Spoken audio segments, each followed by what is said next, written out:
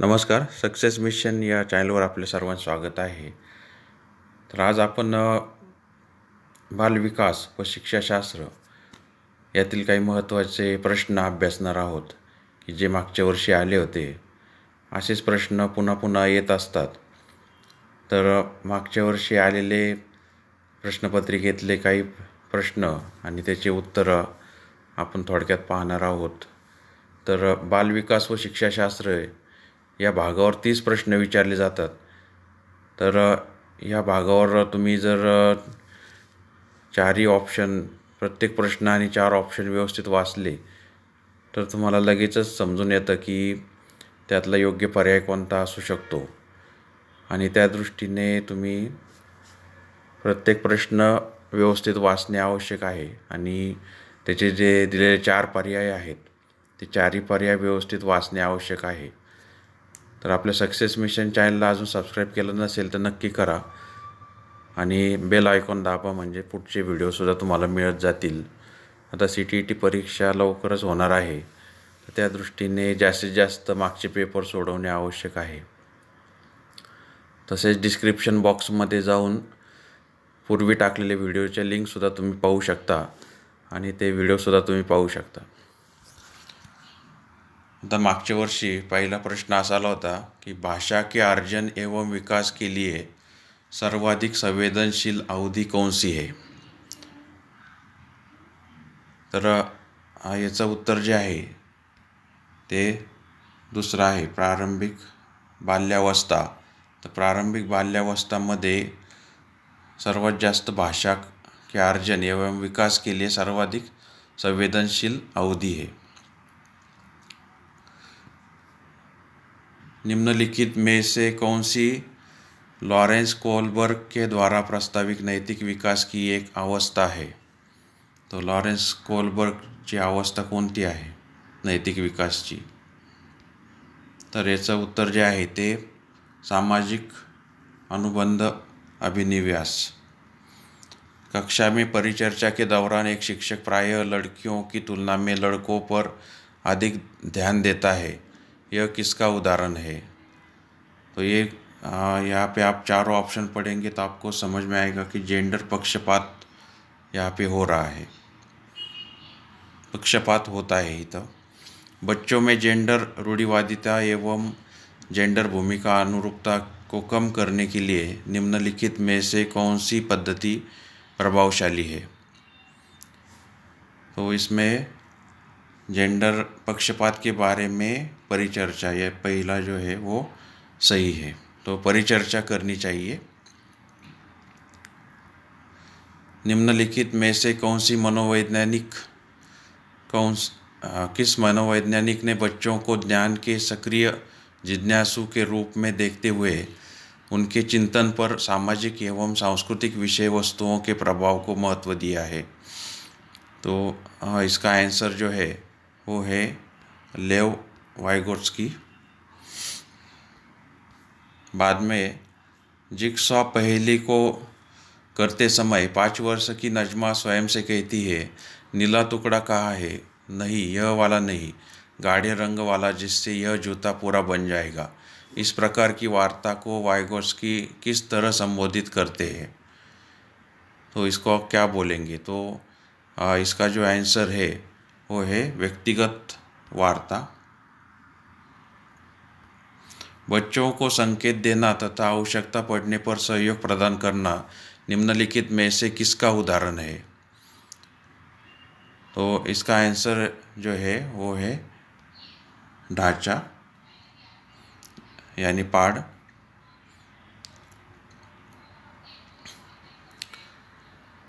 बाद में निम्नलिखित व्यवहारों में से कौन सा जीन पियाजे के द्वारा प्रस्तावित मूर्त संक्रियात्मक अवस्था को विशेषित करता है. इसका आंसर है संरक्षण कक्षा समावेशन. बाद में बच्चों के संज्ञानात्मक विकास के संदर्भ में निम्नलिखित में से कौन सी पियाजे की संरचना है. तो पियाजे ने कौन सी संरचना दी है. तो उसको स्कीमा बोलते हैं, स्कीमा.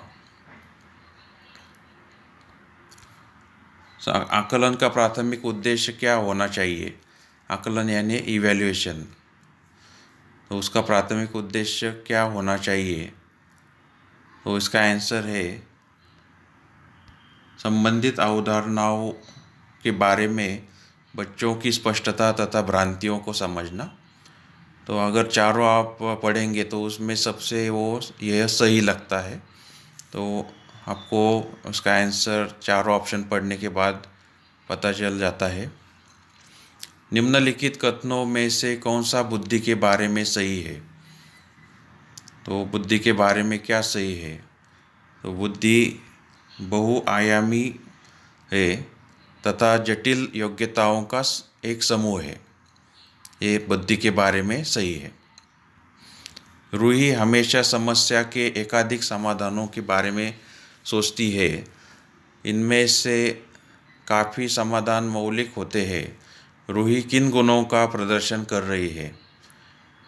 तो रूही क्या करती है कि वो समस्या के एकाधिक समाधानों के बारे में सोचती है कि एकाधिक समस्या है तो उसका समाधान, अनेक समाधानों सोचती है और वो समाधान जो है वो मौलिक होते हैं। तो उसके बारे में हम क्या कहेंगे कि सृजनात्मक विचारक। उसके विचार सृजनात्मक है, क्रिएटिव है। शिक्षण अधिगम प्रक्रिया में वंचित समूह से संबंधित विद्यार्थियों के द्वारा सहभागिता कम होने की स्थिति में एक शिक्षक को क्या करना चाहिए? ये वंचित समूह है क्लास में, वंचित यानी वो पिछड़ा हुआ समूह है, उसका सहभागिता कम होने की स्थिति में एक शिक्षक को क्या करना चाहिए? तो इसका आंसर जो है अपनी शिक्षण पद्धति पर विचार करना चाहिए तथा बच्चों की सहभागिता में सुधार करने के लिए नए तरीके ढूंढने चाहिए। एक समावेशी कक्षा में एक शिक्षक को विशिष्ट शैक्षणिक योजनाओं को तो क्या करना चाहिए? सक्रिय रूप से तैयार करना चाहिए। पठन वैफल्य बच्चों के प्राथमिक लक्षण क्या है? तो इसके प्राथमिक लक्षण है धारा प्रवाह पढ़ने की अक्षमता। शिक्षा का अधिकार अधिनियम 2009 में उल्लेख की गई समावेशी शिक्षा की अवधारणा निम्नलिखित में किस पर आधारित है? तो शिक्षा का अधिकार, राइट टू एजुकेशन अधिनियम 2009 में उल्लेख की गई समावेशी शिक्षा की अवधारणा निम्नलिखित में किस पर आधारित है? तो इसका आंसर है अधिकार आधारित मानवतावादी परिप्रेक्ष्य। तो मानवतावादी वो अपेक्ष है, सबको शिक्षा मिलनी चाहिए। संरचनावादी ढांचे में अधिगम प्राथमिक रूप से, तो उसका आंसर है अवबोधन की प्रक्रिया पर केंद्रित है। अनेक घटनाओं के बारे में बच्चों के द्वारा बनाए गए सहजानुभूत सिद्धांतों के संदर्भ में एक शिक्षिका को क्या करना चाहिए? यानी बच्चे क्या करते हैं, सहज तरीके से सिद्धांत बना लेते हैं, तो इसके बारे में क्या करना चाहिए? तो इसको शिक्षिका को प्रतिकूल प्रमाण एवं उदाहरणों को प्रस्तुत करके बच्चों के इन सिद्धांतों को चुनौती देनी चाहिए। यानी अगर वो सिद्धांत सही नहीं है, विद्यार्थियों द्वारा, छात्रों द्वारा बनाए गए सिद्धांत सही नहीं, तो उसके प्रतिकूल प्रमाण देने चाहिए, उदाहरण देने चाहिए। छात्र केंद्रित शिक्षा शास्त्र की क्या विशेषता है? तो छात्र केंद्रित शिक्षा शास्त्र की विशेषता क्या है कि बच्चों की अनुभवों को प्रमुखता देना। चारों पर्याय आप पढ़ेंगे तो उसमें से आपको पता चल जाएगा कि कौन सा सही है।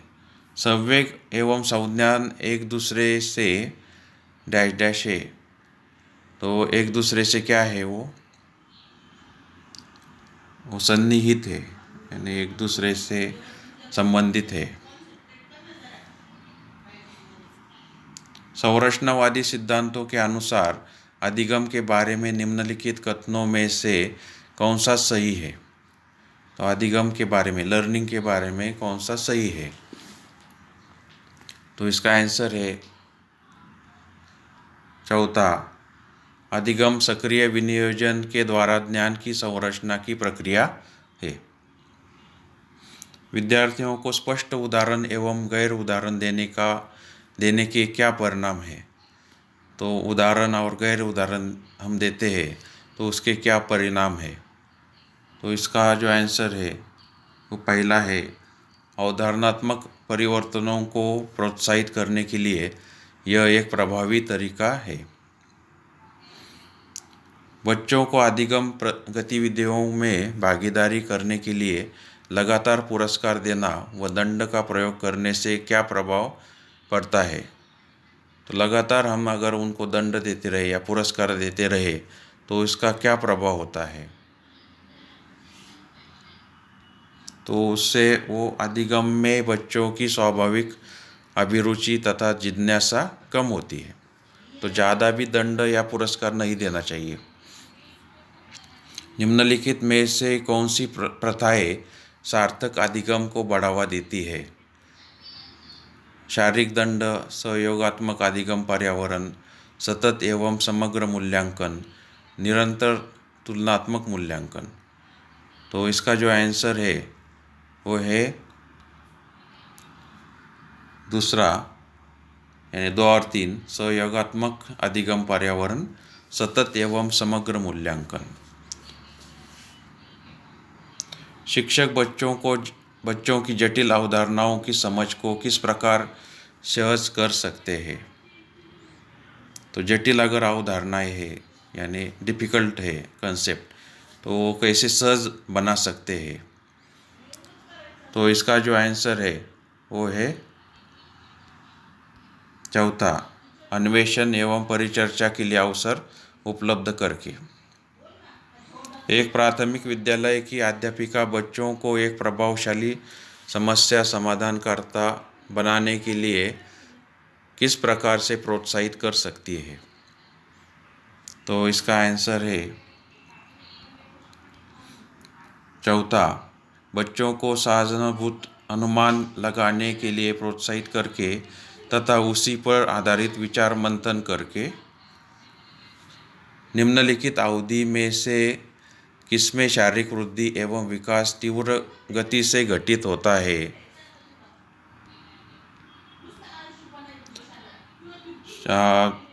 इसका जो आंसर है शैशवावस्था एवं प्रारंभिक बाल्यावस्था में शारीरिक वृद्धि एवं विकास तीव्र गति से घटित होता है।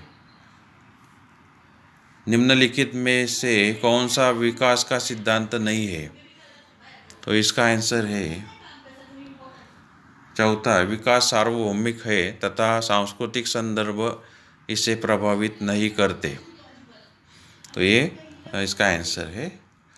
वैयक्तिक विभिन्नताओं का प्राथमिक कारण क्या है? वैयक्तिक विभिन्नताओं का प्राथमिक कारण क्या है? यानी वो इंडिविजुअल डिफरेंस हमें दिखता है, प्रत्येक विद्यार्थी अलग अलग है। इसका प्राथमिक कारण क्या है? तो इसका है आनुवंशिक एवं पर्यावरण के बीच जटिल पारस्परिक क्रिया। तो दोनों भी इसमें महत्वपूर्ण है, आनुवंशिकता और पर्यावरण। निम्नलिखित में से कौन सा द्वितीयक सामाजिकरण एजेंसी का उदाहरण है? तो द्वितीयक सामाजिकरण एजेंसी यानी सामाजिकरण किससे होता है? तो उसका जो द्वितीयक उदाहरण कौन सा है? तो इसका है विद्यालय और मीडिया।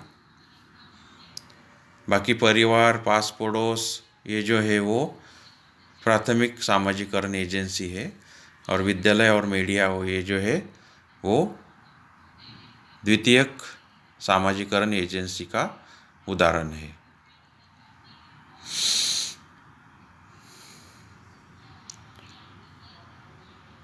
अभी और एक प्रश्न पत्रिका देखेंगे। नूर विद्यालय में अपना लंच बॉक्स लाना भूल गई तथा यह कहते हुए तान्या से उसका लंच साझा करने के लिए कहा, तुम्हें आज अपना लंच मेरे साथ साझा करना चाहिए क्योंकि कल मैंने तुम्हारे साथ अपना लंच साझा किया था। लॉरेंस कोलबर्ग के नैतिक विकास के सिद्धांत के अनुसार नूर का कथन डैश डैश अभिनिवेश प्रारूप को डैश डैश अवस्था पर दर्शाता है।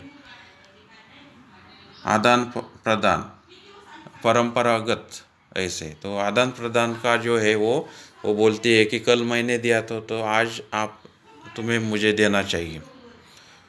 समाज में विभिन्न लिंगों के लिए उपयुक्त मानी जाने वाली प्रारूपिक विशेषताओं के बारे में जन सामान्य की अवधारणाओं को क्या कहते हैं?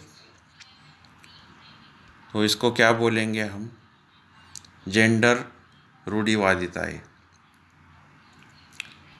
हाल ही में पाठ्यचर्या में ऐसी कहानियों को शामिल करने के लिए विवेकशील प्रयास किया गया है जिसमें पिता घर के कार्यों में लगा रहता है और माता साहसी गतिविधियों को करती है। यह कदम किस लिए महत्वपूर्ण है? तो ये जेंडर रूढ़िवादिता को समाप्त करता है। वाइगोट्स्की के अनुसार जब एक वयस्क बच्चे के निष्पादन के वर्तमान स्तर को सहयोग द्वारा विस्तारित करता है तो इसे क्या कहते हैं? तो इसे कहते हैं समीपस्थ विकास का क्षेत्र।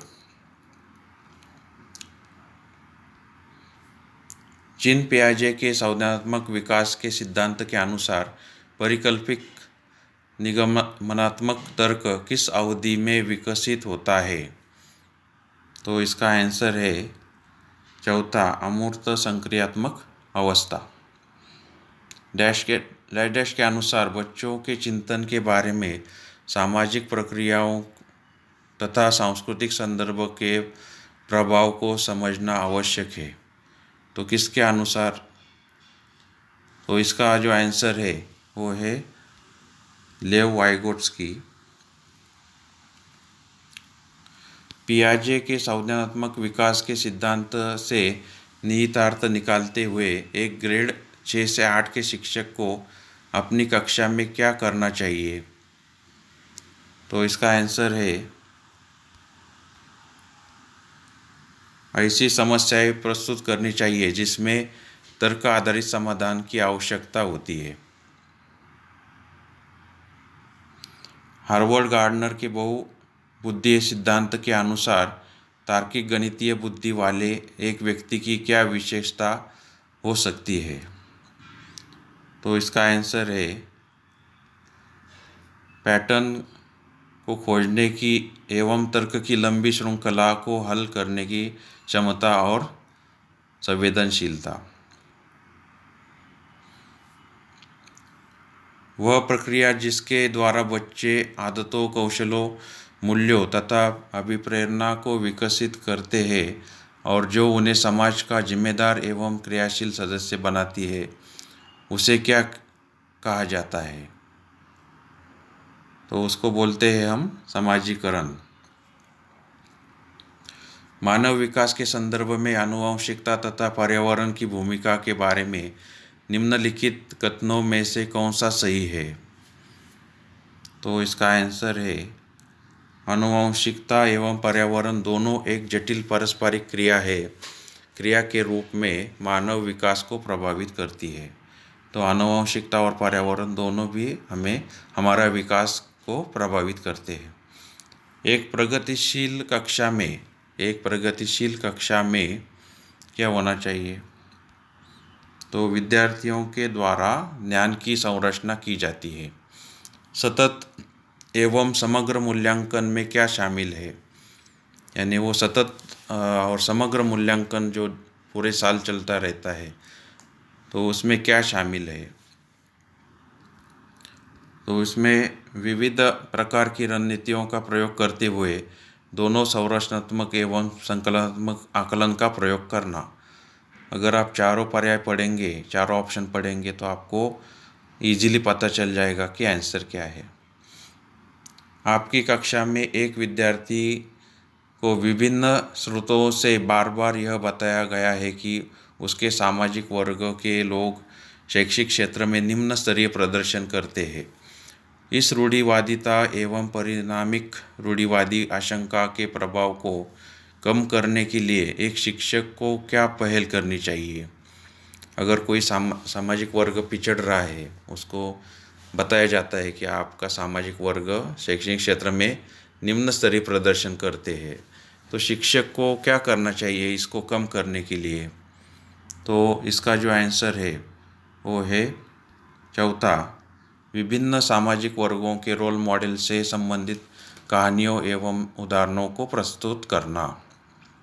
यानी उस वर्ग से कौन से लोग आगे गए हैं उनकी कहानी बताना। एक समावेशी कक्षा में शिक्षक को क्या करना चाहिए? एक समावेशी कक्षा यानी सब प्रकार के बच्चे उस कक्षा में पढ़ते हैं, तो उसके बारे में शिक्षक को क्या करना चाहिए? इसका आंसर है, यह विश्वास करना चाहिए कि प्रत्येक बच्चे में अपनी योग्यताओं एवं शक्ति के अनुसार सीखने की क्षमता है। एक विद्यार्थी कक्षा में निम्नलिखित लक्षण प्रदर्शित करता है: पढ़ने के प्रति चिंता, शब्दों या अक्षरों को पहचानने में कठिनाई, निम्न स्तरीय शब्दावली कौशल, पहले पढ़े हुए पाठ को समझने या याद करने में कठिनाई। ये किसके सूचक है? तो ये विद्यार्थी कैसा है? तो इसका जो आंसर है वो है अधिगम अशक्तता वाले विद्यार्थी के। एक शिक्षक एक समावेशी कक्षा में विशेष योग्यता वर्ग वाले अधिगमकर्ताओं की आवश्यकताओं को किस प्रकार से बता सकता है, संबोधित कर सकता है? तो इसका जो आंसर है वो है चौथा, प्रत्येक विद्यार्थी के अधिगम के सशक्त पक्षों एवं कमजोरियों के विश्लेषण के आधार पर विशिष्ट अधिगम उद्देश्यों को विकसित करना। एक शिक्षिका अपनी कक्षा में सृजनात्मक विद्यार्थियों को किस प्रकार प्रोत्साहित कर सकती है? यानी जो सृजनात्मक विद्यार्थी है उनको कैसे प्रोत्साहित कर सकती है? तो इसका जो आंसर है वो है तीसरा, अनेक परिप्रेक्ष्यों को प्रोत्साहित करके तथा मूल विचारों को महत्व देके। निम्नलिखित में से कौन सा कारक कक्षा में सार्थक अधिगम का पक्ष लेता है? तो इसका जो आंसर है वो है चौथा, विषय वस्तु तथा बच्चों के संपूर्ण कुशल क्षेम एवं अधिगम के प्रति सच्चा सरोकार रखना। निम्नलिखित में से कौन सा प्रभावशाली समस्या समाधान रणनीति का एक उदाहरण है? तो समस्या का समाधान यानी प्रॉब्लम सॉल्विंग रणनीति का एक उदाहरण है। तो इसका जो आंसर है साधन साध्य विश्लेषण, समस्या को अनेक उपलक्ष्यों में विभाजित करना। निम्नलिखित में से कौन सी शिक्षण अधिगम के लिए एक प्रभावशाली शिक्षण प्रणाली नहीं है? तो नहीं है ऐसे बोला है, प्रभावशाली शिक्षण प्रणाली नहीं है लर्निंग के लिए। तो इसका जो आंसर है वो है दिए गए ज्ञान को दोहराने पर ध्यान केंद्रित करना। तो बार बार दोहराना ये कोई प्रभावशाली शिक्षण प्रणाली नहीं है। शिक्षक कक्षा में पढ़ने में ध्यान न देने वाले बच्चों से किस प्रकार का बर्ताव कर सकते हैं? तो इसका जो आंसर है वो है तीसरा, उनसे बात करके तथा उनकी अरुचि का कारण जानने की कोशिश करके। संरचनावादी उपागम बताता है कि डैश ज्ञान की संरचना के लिए अत्यंत आवश्यक है। तो इसका आंसर जो है वो है विद्यार्थी का पूर्व ज्ञान बहुत आवश्यक है। पूर्व ज्ञान अच्छा रहेगा तो ही वो आगे का ज्ञान संरचना के लिए अत्यंत आवश्यक है। बच्चे अनेक घटनाओं के बारे में सहजानुभूत सिद्धांत की संरचना करते हैं। इस पृष्ठभूमि में एक शिक्षक को क्या करना चाहिए? तो इसका आंसर है संवाद के द्वारा बच्चों की इन अवधारणाओं को चुनौती देनी चाहिए। तो ये क्वेश्चन पहले पेपर में भी आया था, ये इस बार भी आया है। संज्ञान एवं संवेग के बीच किस प्रकार संबंध होता है। तो ये भी पहले पेपर में भी ये क्वेश्चन आया था। तो इसका जो आंसर है वो है चौथा, द्वितीय। दोनों के बीच एक गतिशील पारस्परिक क्रिया होती है, यानी एक दोनों भी एक दूसरे से संबंधित है और उनमें प्रक्रिया होती रहती है। निम्नलिखित में से कौन से कारक अधिगम को प्रभावित करते हैं। विद्यार्थी की अभिरुचि, विद्यार्थी का सांवेगिक स्वास्थ्य, शिक्षा शास्त्रीय रणनीतियाँ, विद्यार्थी का सामाजिक एवं सांस्कृतिक संदर्भ। तो इसमें से जो है उसका आंसर जो है वो है चौथा, यानी चारों भी उसको प्रभावित करते हैं, लर्निंग को यानी सीखने को प्रभावित करते हैं। निम्नलिखित में से क्या ज्ञान के सार्थक संरचना की प्रक्रिया का एक महत्वपूर्ण पहलू है। तो इसमें आंसर है सामाजिक पारस्परिक क्रियाएं, बाकी के तीनों नहीं है। जब विद्यार्थी पुरस्कार पाने की इच्छा से बार बार किसी गतिविधि को करने का निर्णय लेते हैं, जैसा कि एक प्रयोग का नियोजन एवं संचालन करना, जो कि प्रत्यक्ष रूप से उस गतिविधि से संबंधित नहीं है, जैसा कि एक स्टार या बैच प्राप्त करना, ऐसी स्थिति में क्या संभावना उत्पन्न होती है। तो विद्यार्थी को अगर कोई बख्शिश दिया जाता है, पुरस्कार दिया जाता है कोई क्रिया करने के लिए, तो वो जो करता है तो उसका क्या मतलब होता है।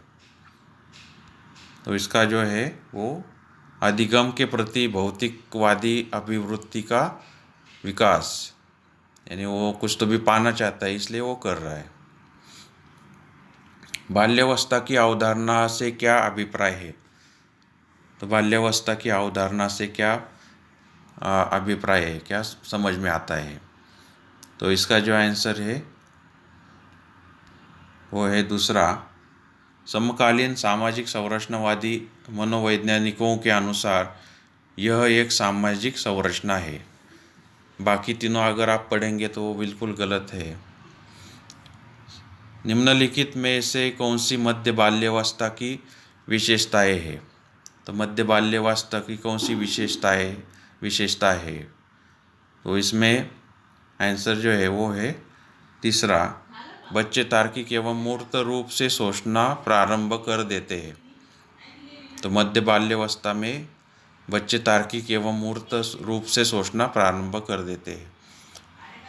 परिवार एवं पास पड़ोस बच्चों के सामाजिकरण की तो कौन सी एजेंसियां है, पहले पेपर में भी पूछा गया था। तो ये प्राथमिक एजेंसियां है। तो ये है हमने आज पूरे 60 प्रश्न पढ़े हैं, 60 क्वेश्चन हमने पढ़े हैं। तो ये हमें दिखता है कि वो बार बार वही क्वेश्चन आते हैं। तो ये क्वेश्चन आपको बहुत उपयुक्त रहेंगे। तो आपको अगर ये वीडियो पसंद आया है तो आप ज़रूर लाइक कीजिए और सक्सेस मिशन को आप ज़रूर इसको सब्सक्राइब कीजिए। धन्यवाद।